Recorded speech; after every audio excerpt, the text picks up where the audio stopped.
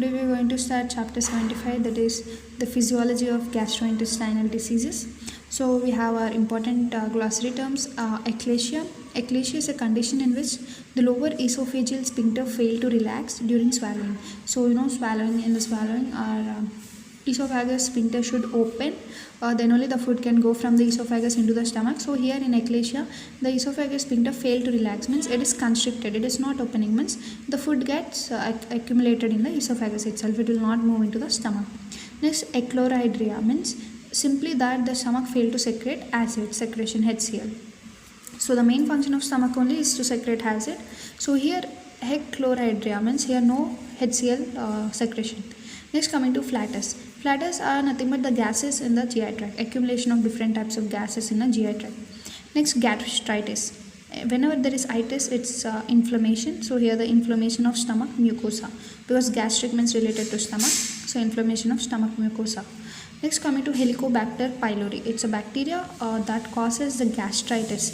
So this inflammation of gastric mucosa is by Helicobacter pylori, and the peptic ulcer is in the GI tract. So Helicobacter pylori can cause both peptic ulcer as well as it can also cause inflammation of stomach mucosa. Next, coming to pancreatitis. So itis again inflammation of pancreas. Now let us see the paralysis of swallowing mechanism. So if this swallowing mechanism get paralysis, of course food can't enter inside. Let us see. So mainly damage to 5th, 9th, 10th cranial or cerebral nerves lead to this, or any diseases like poliomyelitis, that is polio, encephalitis. Damage the swallow center in the brain stem. So the swallow center in the brain is stopped, those signals will be not coming. And also in any muscle dystrophy or failure of neuromuscular junction, especially in myasthenia gravis or because of botulinum toxins, they prevent the normal swallowing. So these are all the diseases and cases which are involved in paralysis of swallowing mechanism. So abnormalities what lead to this is completely stop of swallowing, failure of glottis to close, so food may also sometimes enters the lung, failure of soft palate and uvula to close the posterior nares, means the posterior side of nose, so the food goes to the nose during the swallowing. And severe condition in patients of deep anesthesia, where you can see nausea and stuck food into trachea. Actually already because of this disease they have swallowing problem. Even by giving anesthesia, you can see they have nausea like feeling and the food is stuck into the trachea. So because anesthesia blocked the swallowing, so they choke to death by their own vomit. So by their own vomit it may lead to death in the case of anesthesia. Next, coming to eclasia or megaesophagus. So food from the esophagus fail to reach stomach, so because of damage of meningeal plexus in the last 2/3 part of esophagus, so it remains spastically contracted and no receptive relaxation of gastroesophageal sphincter. So here the problem is no relaxation. So if severe, the esophagus may get stretched and lot of food accumulate there. So higher chances of infections, ulcerations may form, or it may lead to pain, rupture and also sometimes death. So we can give treatment just by giving in a balloon, sending there and inflating it so that it may get relaxed. And also you can use some antispasmodic drugs which can relax the smooth muscle at the end of esophagus. So next, coming to the disorders of stomach, here we have gastritis, achlorhydria or hypochlorhydria. So let us discuss it in detail. Gastritis already we know, inflammation of gastric mucosa, or maybe severe or completely atrophy of gastric mucosa and also some ulcerative excoriations by its own peptic secretions. So the most common cause is chronic bacterial infection. So the treatment is of course antibacterial therapy.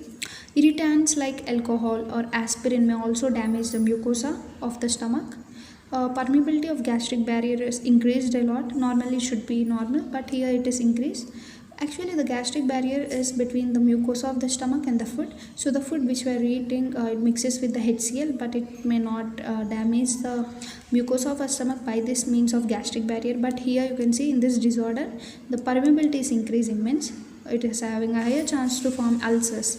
So hydrogen ions diffuse, causing havoc and vicious cycle of stomach mucosal damage. Even it may lead to atrophy and make the mucosa digestible to peptic digestive enzymes, resulting in ulcer, gastric ulcer. So gastritis may in turn lead to even gastric ulcer. So chronic gastritis lead to gastric atrophy, loss of stomach secretion, lead to echlorhydria and pernicious anemia. So you may get doubt like how gastritis may lead to ecloradia, because as we said, this HCl secretion is the own stomach secretions are now digesting the stomach away. If the stomach is digested, their parietal cells, their chief cells, everything will get disturbed, right? If parietal cells are disturbed, HCl cannot be released. That is called as ecloridia. And when chief cells or all other cells are, different types of cells are damaged, then the intrinsic factor cannot be released. Intrinsic factor is used to activate the useful for the absorption of B12. So here it may lead to pernicious anemia when there is no B12 in a body. So next, coming to ecloradia, which is of course a cause of chronic gastritis, also called as hypochlorhydria. Hypochlorhydria means diminished acid secretion, and also there is no pepsin secretion, because parietal cells only lead to formation of both acid and pepsin. If there is no acid secretion, then there is no pepsin secretion also. If sometimes peptin is secreted also, it is not activated, because pepsin requires the acidic pH. The pH should be very low for the activation of pepsin. So even though pepsin is released, it is not activated. So the pH will become low, like 6.5. Low means here the pH number is increased, but it is getting alkaline. So there is no HCl, and the intrinsic factor is also decreased. So B12 is also decreased, it is leading to in turn pernicious anemia. So remember, in both conditions, in gastritis and also in ecloradia, in both conditions you will see the pernicious anemia. Now from the stomach we will move on to the disorders of small intestine. So what happens in small intestine? The failure of pancreas. Of course, you may think why we are bringing pancreas in small intestine. Of course, we know pancreatic secretion, bile secretions, everything will come and end in the duodenum. That is a initial part of small intestine. So failure of pancreas to secrete the pancreatic juice, especially in pancreatitis, inflammation of pancreas, or any pancreatic duct blocked by gallstones. Gallstones, we discuss cholesterol gallstones at the papilla of Vater, and the head of pancreas is removed because of any malignancy. So these may be the three causes for decreased secretion from pancreas. So the loss of pancreatic juice is nothing but loss of trypsin, chymotrypsin, carboxypeptidase, important enzymes which are required to break down the proteins, fats, right? Pancreatic amylase to break down carbohydrates. So without them, 60% of the fat is not absorbed in the small intestine, and also 1/3 of proteins and carbohydrates. So you can see 60% of fat is not absorbed in small intestine. So I think a lot of it is lost in the fecal matter, and also 1/3 of proteins, carbohydrates are also not utilized as nutrients. So the ingested food can't be used for nutrients, and fat is too less lost. Now let us see the pancreatic inflammation. So it may be either acute or chronic pancreatitis. The most common cause is excess alcohol. So the person who is taking excess alcohol, he may have a chance of developing the inflammation of pancreas leading to pancreatitis. So the second cause may be the blockage of papilla of Vater by gallstones. So these both are the major 90% of all cases. So whenever you hear the word pancreatitis is mainly due to alcohol or due to blockage of papilla of Vater by gallstones. So these are the 90% of the cases. So the main secretory duct from the pancreas and the common bile duct are blocked. So the main pancreatic duct and also common bile duct, both are blocked. So the pancreatic enzymes are dammed up in the ducts and a kind of pancreas.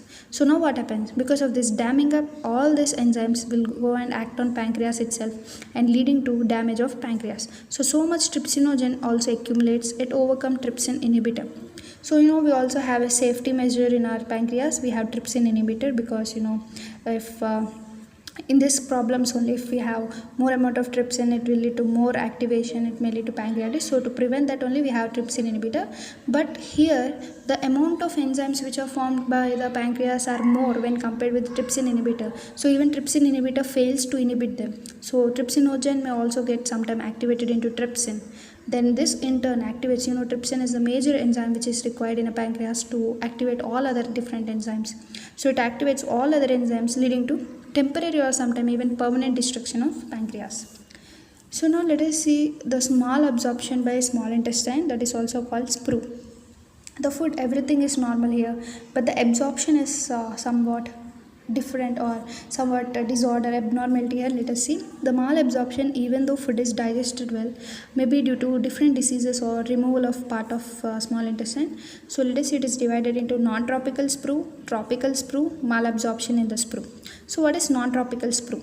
The variously idiopathic sprue, celiac disease in children, gluten enteropathy, by toxic effects of gluten in grains, especially wheat, rye.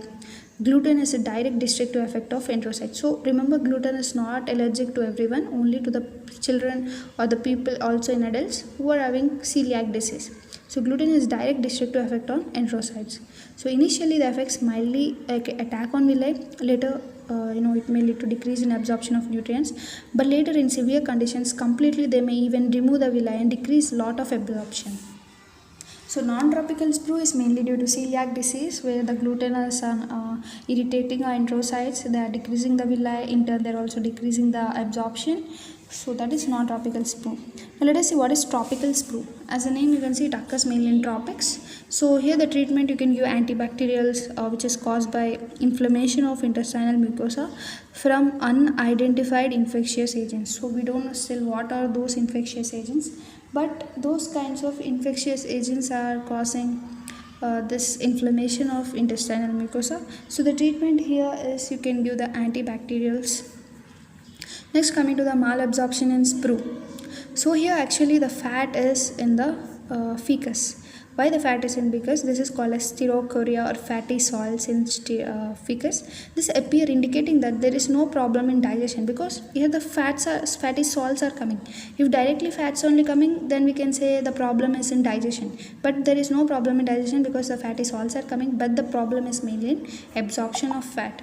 That's why the fatty salts are directly released into the fecus. So in severe diseases, even the proteins, carbohydrates, calcium, vitamin K, folic acid, vitamin B12 absorption also decreases. So only if fat absorption decreases, you may think only some loss, we can give some fat supplements like that.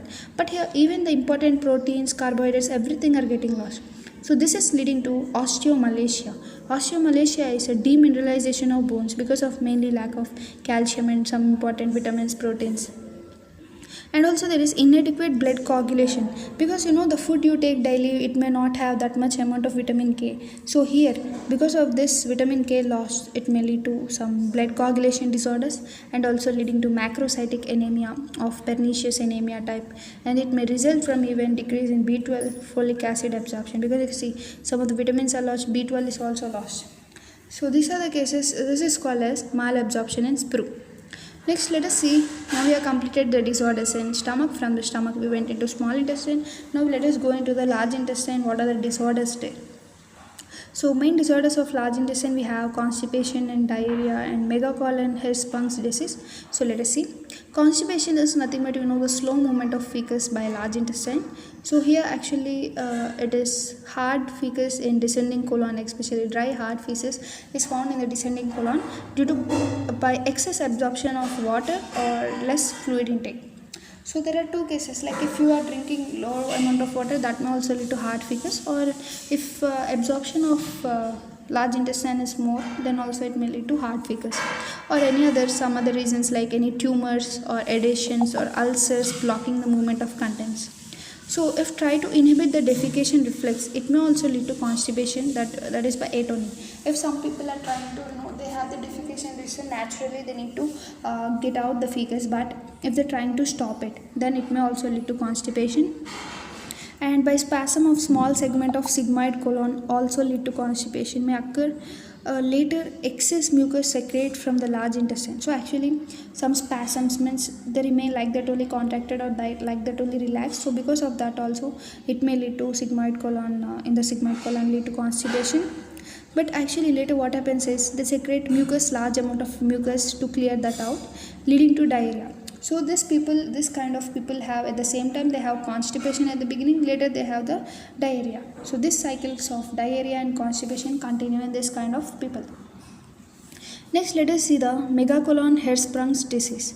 So, severe constipation may lead to accumulation of fecus, and this may cause lack or deficiency of ganglion cells in Meyenteric plexus in sigmoid colon. So, there is neither defecation nor peristalsis. So, you can see here the Meyenteric plexus is gone, and there is lot of accumulation of fecus. So, in this person, they will not have defecation and no peristalsis. So, sigmoid becomes small and spastic, leading to megacolon and So if the sphygmoid colon is small and spastic, means the before parts or the later parts, they'll get lot of accumulated with fecus, especially in ascending colon, transverse colon, descending. So these three are mainly affected in the case of megacolon Hirschsprung's disease. So now we are going to discuss about diarrhea. So diarrhea is it's opposite of constipation, rapid movement of fecal matter by large intestine. The causes may be like enteritis. Enteritis means inflammation in large intestine cells, inflammation of intestine either by virus or bacteria, or which is mostly seen in large intestine and distal end of ileum. Ileum, of course, it's again distal end, and inflammation of intestine is leading to more secretions, more movements at the same time. So whenever the intestine gets inflamed, you will see more secretions of mucus and also more movement. If more movement, more secretion means increase the amount of fecus. And this is caused more often by cholera and less by some colon bacilli. Sometimes there also be psychogenic diarrhea like with nervous tension. This may lead to increased stimulation of parasympathetic nervous system. This lead to increased motility, increased secretion in the colon, distal colon. So this will in turn lead to increased fecus. And coming to ulcerative colitis, here the large intestinal wall is having inflammation. At the same time, it is also having ulcer. So because of this, there is also having large amount of mass movements and also having large amount of secretion. So this may also lead to diarrhea again. Next, coming to the paralysis of defecation and spinal cord injury. So sometimes in spinal cord, the defecation signals are coming from the spinal cord and brain. So if there is any disorder in spinal cord, what happens? So actually the normal pattern of this activation is from the rectum, actually it goes into the conus medullaris of the brain. From there it goes into the descending colon. From descending colon into the sigmoid colon, into the rectum, into the anus. So you can see from the rectum the message should go to medullaris. From medullaris it should come back by means of spinal cord into the descending colon, sigmoid, rectum and anus. So treatment here for this kind of people is to do enema, because they don't have this reflexes. Their nerves are not functioning because of injury. So if we do enema, just by initial enema, they may get out the fecus in a daily basis. So now let us see the general disorders of gastrointestinal system like vomiting. So vomiting is irritants or vomited stimulus from pharynx, esophagus, stomach or small intestine. These are mainly transmitted by vagal and sympathetic afferent nerves. The nuclei which is present in brainstem in the area which is post-tremor called vomiting center. So here the motor impulses are took and actual vomiting takes place. So from the vomiting center by the way of 5th, 7th, 9th and 12th cranial nerves, to the upper GI by vagal or sympathetic, to the lower tract by sympathetic to diaphragm and abdominal. So like this pathway goes on, and this may lead to vomiting. So you can see antiperistalsis or prelude to vomiting. Antiperistalsis means peristalsis is going from the mouth direction towards the anus, but antiperistalsis is coming from the direction like from anus to the mouth side, means I am saying the direction. So as it is moving in an opposite direction, it is prelude to vomiting, means it is initiating factor to vomiting. So you can see here the vomiting begins by over distension of duodenum to upward, affects deep breath, raise hyoid burn, larynx to pull upper esophageal sphincter open, closing of glottis to prevent vomit flow into lungs, and lifting of palate to close posterior nares. And next there is strong contraction of diaphragm along with the abdominal wall. So this is leading to build intragastric pressure very high, lower esophageal sphincter relax, expulsion of gastric contents, and also chemoreceptor trigger zone in the medulla initiate the vomit by drugs or motion sickness. In drugs you have apomorphine, morphine, digitalis. Motion sickness is due to in the vestibular labyrinth it gets activated, it activates the vestibular nuclei. This in turn leads to activation of cerebellum, which leads to chemoreceptor trigger zone. So this is how there are other causes of vomiting, like when you are traveling or whenever use of this kinds of drugs. So this chemoreceptor trigger zone is in the lateral wall of 4th ventricle. Now we will understand nausea and differentiate the nausea with vomiting. Nausea is a sensation which is a prodrome for vomiting. So it is a conscious recognition of subconscious excitation.